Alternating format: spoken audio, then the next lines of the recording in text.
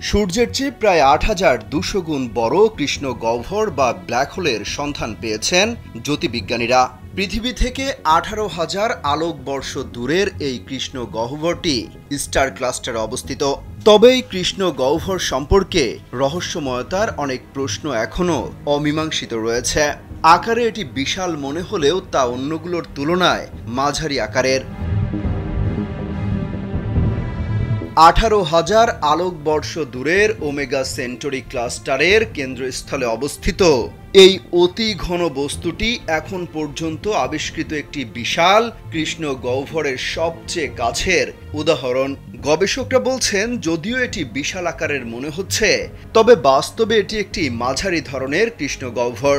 ১ মিনিটে নগদ Islamic account খুলতে ডায়াল করুন *167#।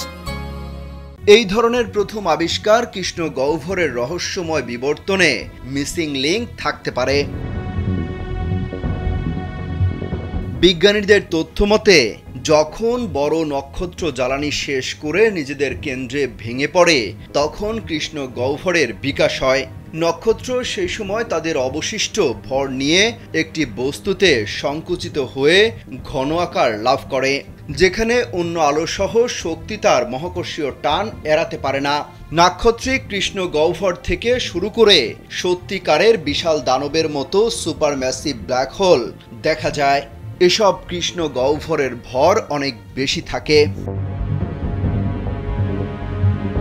এ বিষয়ে বিজ্ঞানী ম্যাথিউ হুইটেকার বলেন, সূর্যের চেয়ে একটু ভারী ব্ল্যাক হোল রয়েছে, যা কিছুটা পিঁপড়া বা মাকড়সার মতো দেখায়। এসব চিহ্নিত করা কঠিন। মহাবিশ্বের সর্বত্র এই ধরনের কৃষ্ণ গহ্বরের খোঁজ মেলে। জ্যোতির্বিজ্ঞানীরা মনে করেন, ওমেগা সেন্টারি ক্লাস্টারে একসময় নিজস্ব একটি গ্যালাক্সি ছিল, যা কোটি কোটি বছর আগে মিল্কি ওয়ে গ্রাস করে নেয়। বর্তমানে জ্যোতির্বিজ্ঞানীরা হাবল স্পেস টেলিস্কোপের তোলা ছবি পরীক্ষা করে কৃষ্ণ গহ্বরটির বিভিন্ন তথ্য জানার চেষ্টা করছেন।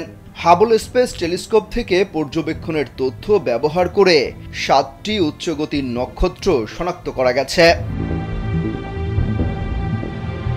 গবেষকরা এখন আরও বিস্তারিতভাবে ওমেগা সেন্টরির কেন্দ্রস্থল অধ্যয়ন করার পরিকল্পনা করছেন এবং এরই মধ্যে নাসার জেমস ওয়েব স্পেস টেলিস্কোপ ব্যবহার করার অনুমতি পেয়েছেন।